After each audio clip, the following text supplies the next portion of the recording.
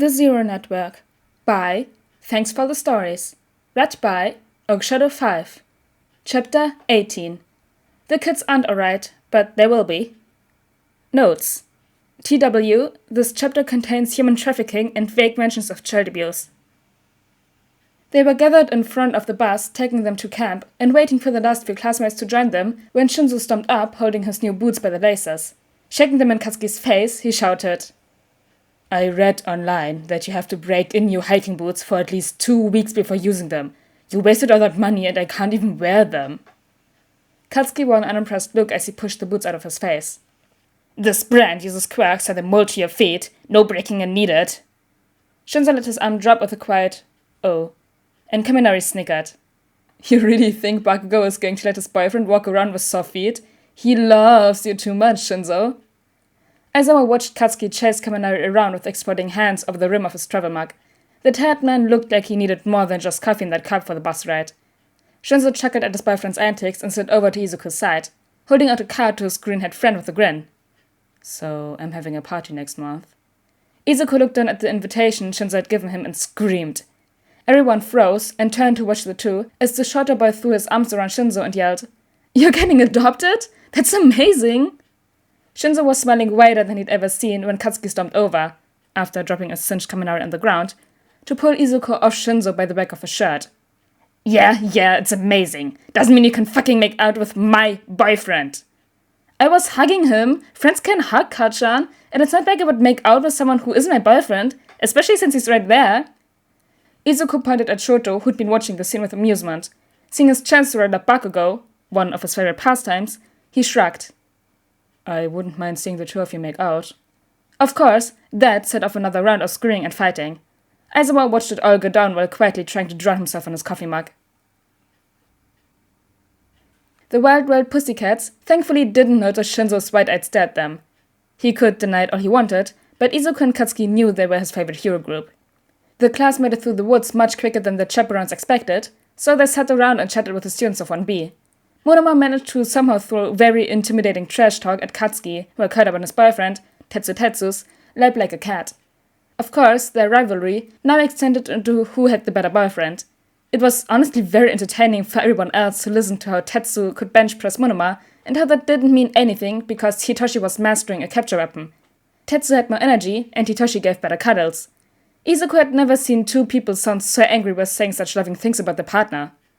When a small food fight, that Izuku did not start, thank you very much, broke out during dinner, Aizawa looked ready to murder them all and bury their bodies in the woods. The chatter during their bars was friendly, and Izuku would have enjoyed it more if he weren't so preoccupied with the interaction he'd had with Kota.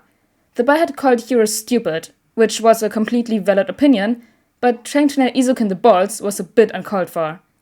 After hearing his story from his aunt, Izuku wanted to help the kid. He just didn't have any clue how. It was a thought buzzing at the back of his mind all night and the next day. He trained with everything he had, sparring with the pussycats and throwing out suggestions for improvement to his classmates, but still turning over ideas on how to help a kid who'd lost his parents for what he felt was a stupid reason.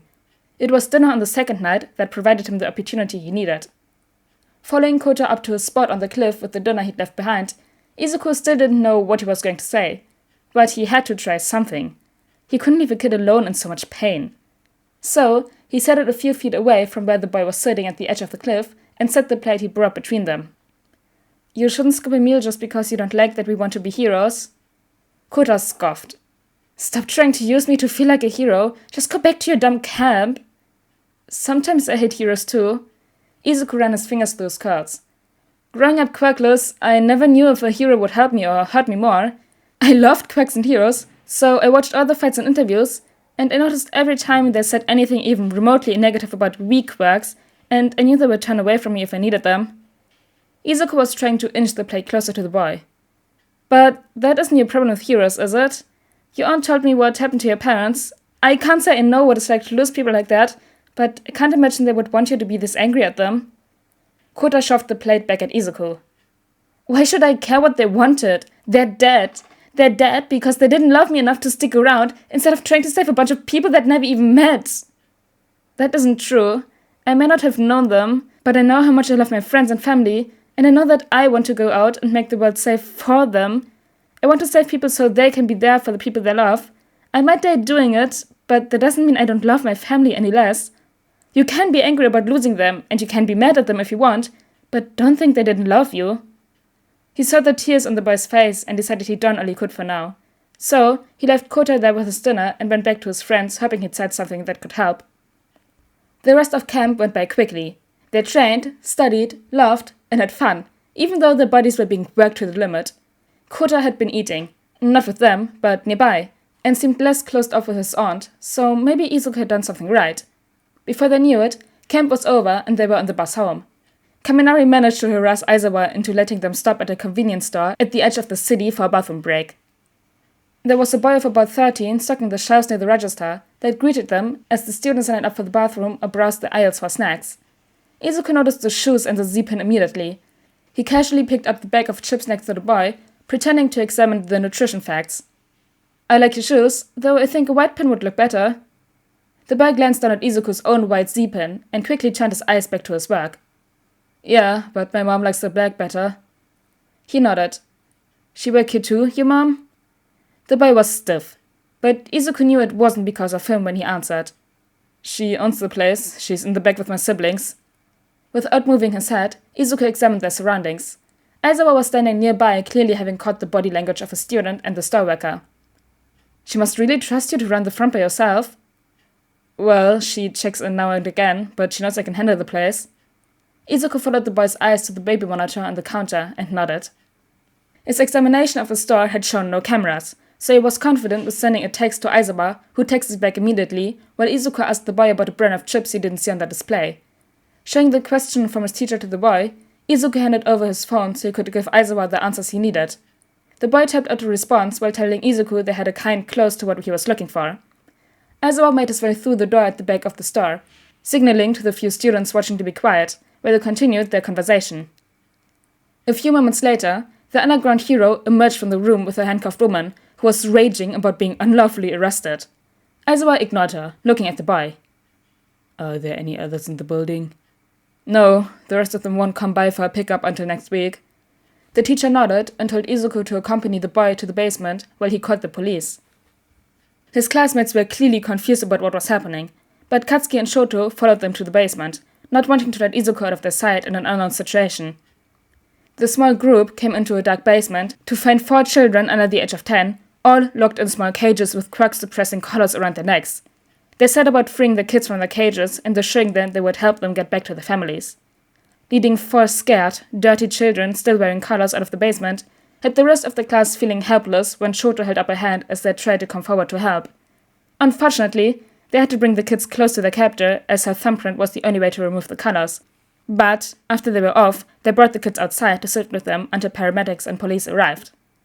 Thankfully, the detective with the truth quirk had the day off, so Izuku was able to convince the one interviewing him that he'd noticed that the boy, whose name he found out was Hiroto, seemed scared and that was why he'd approached him.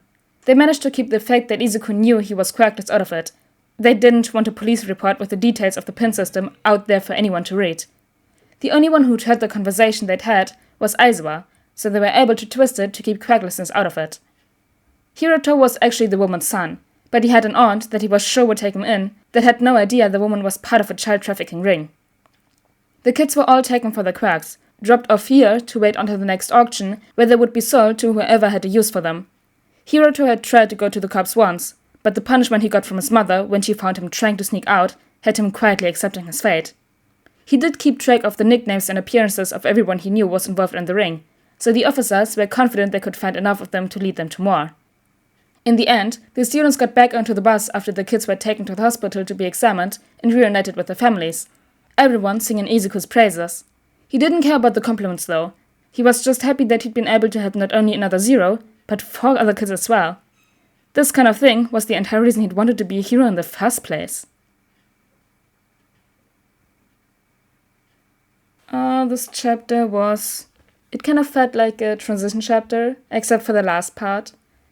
So I included the notes because I didn't know if any of you need to heed that trigger warning. So yeah, I just wanted to be sure. But anyways guys, I hope you all enjoyed chapter 18 of the Zero Network, and see you all next time. Bye!